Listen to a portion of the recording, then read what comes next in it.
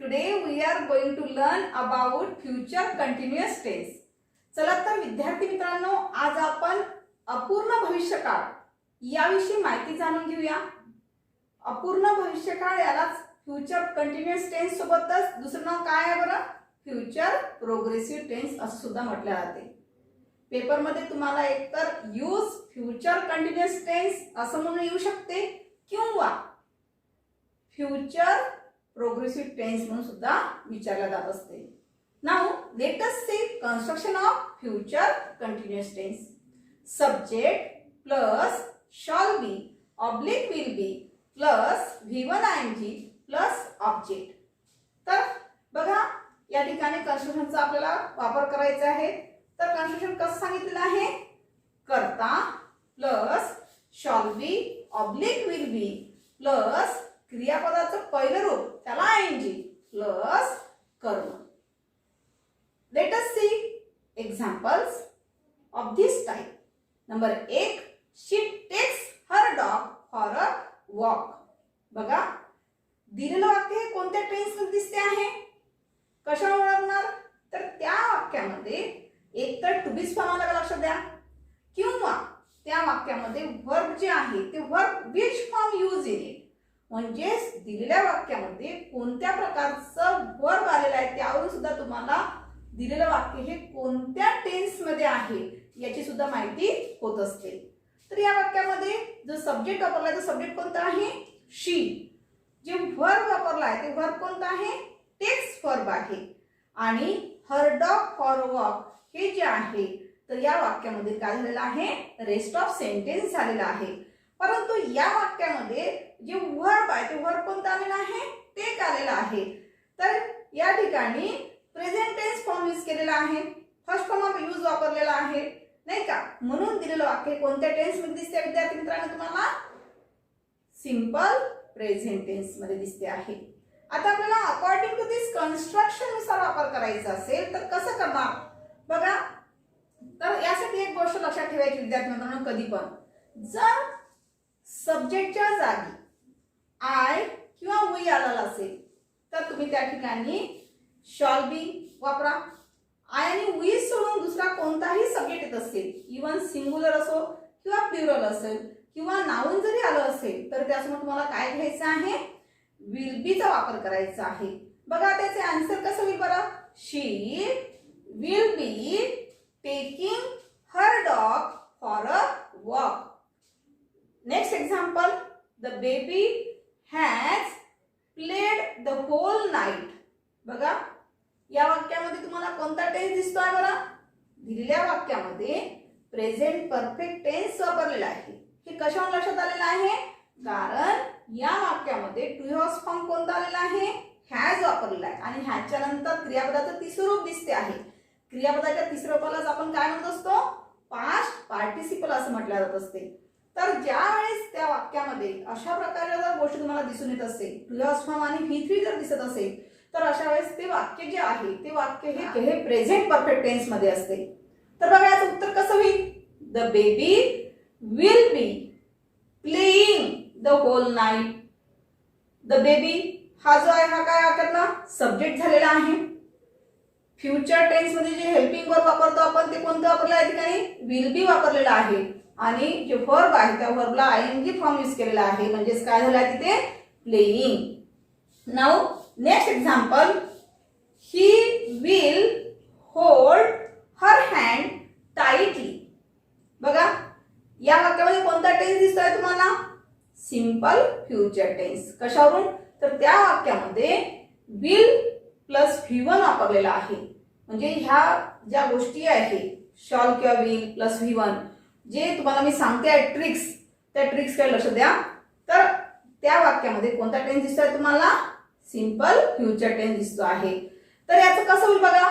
He will be holding her hand tightly. म्हणजेच या वाक्यामध्ये जो सब्जेक्ट वापरला तो सब्जेक्ट कोणता वापरलेला आहे? ही. आणि अकॉर्डिंग टू द कन्स्ट्रक्शन नुसार त्या ठिकाणी आपण काय वापर केलेला आहे? विल बी चा वापर केलेला आहे. आणि त्याचबरोबर क्रियापदाच्या पहिल्या रूपाला काय घेतलेलं आहे? ing फॉर्म यूज केलेला आहे, होल्डिंग. आणि त्यानंतर रेस्ट ऑफ सेंटेन्स घेतलेला आहे, her hand tightly. Now next example, she eats her dinner this time. बघा या वाक्यामध्ये सुद्धा वर्ब कोणता आलेला आहे? इट्स वर्ब आलेला आहे. इट हे काय इंडिकेट करते आहे? प्रेझेंट फॉर्म यूज करतो आहे. तर म्हणून ते वाक्य दिलेलं वाक्य कोणत्या टेन्स मध्ये दिसते तुम्हाला? सिंपल प्रेझेंट टेन्स मध्ये दिसते. It's convert into future continuous tense. आता आपल्याला कन्वर्ट कशामध्ये करायचं आहे? फ्युचर कंटिन्युअस टेन्स मध्ये कन्वर्ट करायचं आहे. म्हणजेच कसं होईल बघा, she will be eating her dinner this time. म्हणजेच त्या वाक्यामध्ये जो सब्जेक्ट आला तो सब्जेक्ट कोणता आलेला आहे? शी. आणि त्यानंतर अकॉर्डिंग टू दिस कन्स्ट्रक्शन नुसार आपण काय वापरला? शी समोर विल बी चा वापर केला आहे, जे की फ्युचर हेल्पिंग वर्ब म्हणून वापर केला जातो. आणि त्यानंतर क्रियापदाला आयएनजी यूज केला आहे. म्हणजेच काय केलं आहे? इटिंग घेतलेला आहे. आणि हर डिनर धिस टाइम हे जे आहे त्या वाक्यातलं काय झालेलं आहे? रेस्ट ऑफ सेंटेन्स झालेला आहे. Now next sentence, the baby walks soon असं दिलेलं वाक्य आहे. या वाक्यामध्ये सुद्धा कोणता टेन्स मला दिसतो आहे? सिंपल प्रेझेंट टेन्सचं वाक्य दिलं आहे. It's convert into future continuous tense. According to this construction, बघा कन्स्ट्रक्शन नुसार बघायचं आपल्याला कसं होईल. The baby will be walking soon. म्हणजेच या वाक्यामध्ये सब्जेक्ट आहे, सब्जेक्ट कोणता घेतलेला आहे? द बेबी हा सब्जेक्ट घेतलेला आहे. त्यानंतर विल बी चा वापर केलेला आहे. आणि नंतर क्रियापदाचं पहिलं रूप करून त्याला काय लावलेलं आहे?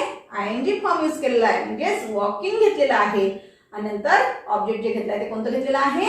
सून म्हणून वापर घेतलेला आहे. Number next, at this time tomorrow I will leave. या वाक्यामध्ये तुम्हाला काय दिसते आहे? कोणता टेन्स दिसतो आहे? Simple future tense. तर या वाक्यामध्ये बघा कसं होईल.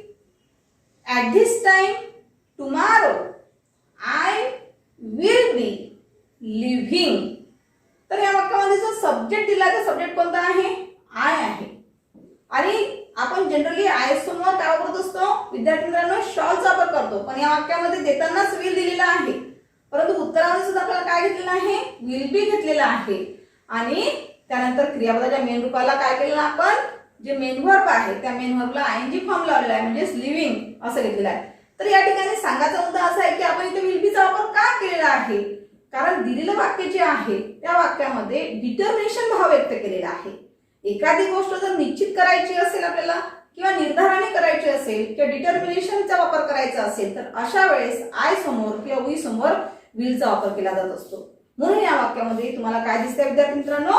विल बी घेतलेला आहे. Number next, he attended the conference. बघा या ठिकाणी दिलेल्या वाक्यामध्ये वर्ब कोणतं दिसते आहे? अटेंडेड. अटेंडेड हे काय आहे? पास्ट टेन्स आहे. म्हणजेच काय? सेकंड फॉर्म ऑफ वर्ब झालेला आहे. म्हणून दिलेलं वाक्य कोणत्या टेन्स मध्ये दिसते तुम्हाला? सिंपल पास्ट टेन्स मध्ये. आता याला आपल्याला कन्वर्ट कशामध्ये करायचं आहे? फ्युचर कंटिन्युअस टेन्स मध्ये करायचं. म्हणजेच कसं होईल? According to this construction he will be attending the conference. बघा त्या वाक्यामध्ये जो सब्जेक्ट घेतलेला आहे तो सब्जेक्ट कोणता घेतलेला आहे? ही हा सब्जेक्ट घेतलेला आहे. त्यानंतर विल बी चा वापर केलेला आहे. त्यानंतर आपण नंतर काय विचार केलेला आहे? जे वाक्यामध्ये जे सेकंड फॉर्म ऑफ वर्ब आलेला आहे त्याचा आपण फर्स्ट फॉर्म घेतलेला आहे आणि फर्स्ट फॉर्म घेऊन त्या ठिकाणी त्याला काय लावलेला आहे? आयएनजी लावलेला आहे. म्हणजेच काय झालेलं आहे त्या ठिकाणी? Attending the conference. Now next example, the plane will leave at 3 o'clock. बघा आन्सर कसं होईल आता? The plane will be leaving at 3 o'clock. म्हणजेच या ठिकाणी जो सब्जेक्ट आहे त्या सब्जेक्टला अनुसरून आपण काय घेतलेला आहे? विल बी चा वापर केलेला आहे. त्याचबरोबर मेन वर्बला आयएनजी घेतलेला आहे. दिलेला का मेन वर्ब कोणतं दिलेलं आहे? लिव्ह. याला आपण मेन वर्ब वापर करून त्या ठिकाणी काय घेतलेला आहे? लिव्हिंग घेतलेला आहे. त्याला आपण आयएनजी फॉर्म यूज केलेला आहे. आणि ॲट 3 o'clock हे जे आहे त्या वाक्यामध्ये काय दिसते आहे? रेस्ट ऑफ सेंटेन्सेस दिसते आहे, ज्याला आपण ऑब्जेक्ट असं सुद्धा म्हणतो. Now next example, you had done this. बघा दिलेलं वाक्य कोणत्या टेन्स मध्ये दिसते आहे? तर या वाक्यामध्ये पास्ट परफेक्ट टेन्सचा वापर केलेला आहे. कशावर इंडिकेट केलेला आहे तर त्या वाक्यामध्ये two was past tense form use केलेला आहे म्हणजेच हॅड. त्यानंतर हॅड नंतर काय दिसते तुम्हाला क्रियापदाचं थर्ड फॉर्म दिसते आहे, तिसरं रूप दिसते आहे म्हणजे दिलेलं वाक्य कोणत्या टेन्स मध्ये आहे पास्ट परफेक्ट टेन्स मध्ये आहे. याला आपल्याला कन्वर्ट कशामध्ये करायचं आहे विद्यार्थी मित्रांनो फ्युचर कंटिन्युअस टेन्स मध्ये करायचं आहे. म्हणजेच कसं होईल बघा दिलेल्या वाक्यामध्ये सब्जेक्ट जो आहे तो सब्जेक्ट कोणता आलेला आहे यू आलेला आहे.